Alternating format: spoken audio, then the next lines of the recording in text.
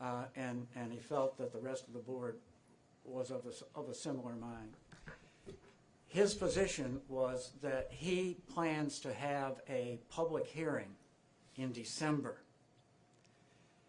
although I cautioned him that that might be a little bit pushing it in terms of getting legislation into the General Assembly. But to have a public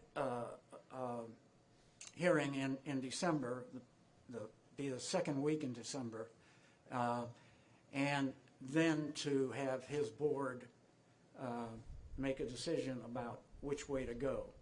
I have asked him about making this similar presentation to his board, and again his response was basically that he wanted to wait until December for a public hearing. Now I think that it would not hurt to meet informally, say the chairman and perhaps another commissioner, with Dr. Weiner and another board member from the school board to kind of get a feeling for which way that board is going to go. Again, Dr. Weiner has told me informally that he appreciates my proposal, is considering some alternatives, one of which is to try to cap the assessments. And I quite frankly don't know if that is legally possible. That is to say, anybody whose assessed value is less than $200,000 pays no school tax. And I don't know. Perhaps the county attorney can address that point, but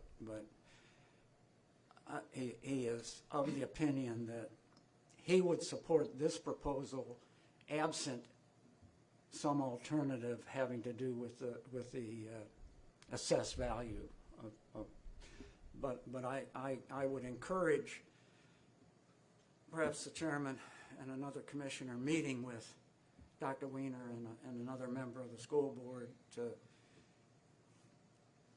get a more exact feeling for which way that they want to go before December. Because I believe, and council can verify, it's kind of December 15th. We'd like to have it available to drop in the hopper kind of deadline.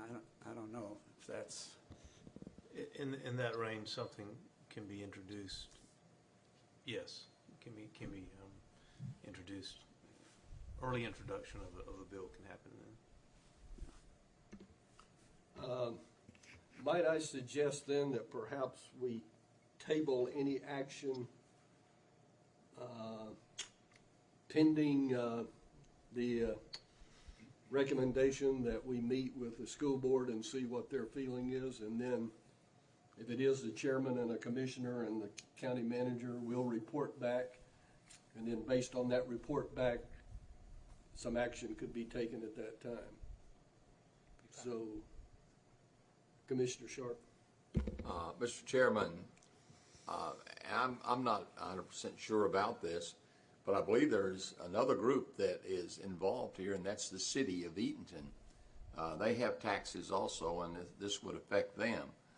Should they not be included in discussion? It would be the county, the city, and the Board of Education. And that's a question, but I believe they probably should be included. That makes sense. Dr. Hersey, go ahead. Commissioner, the city is part of the county.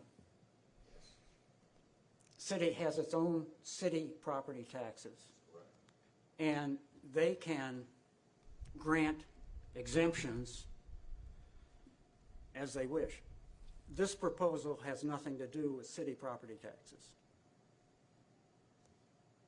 But it does. City residents are affected, but only as county residents. So to my way of thinking, city council is not a party to this discussion. Now, city council can, if they wish, exempt senior citizens who live within the city from property tax in any amount they wish. But the city does not have a homestead exemption for city property taxes. It's only a county. But the city is part of the county. Yeah, but they're a different government. Right, I understand. I'm just saying, should all people involved be? Well, that would mean that they would have a double exemption then. Well, it would be an exemption for city tax and an exemption for county tax. We're only talking about the county. I mean, they're free to do it if they care to, but Just a question. understand. I will again ask Commissioner McElhenney. I think your suggestion about possibly tabling this thing and then have the meeting with the Board of Education and come back to us again later would probably be a good way to go. That's just my thinking.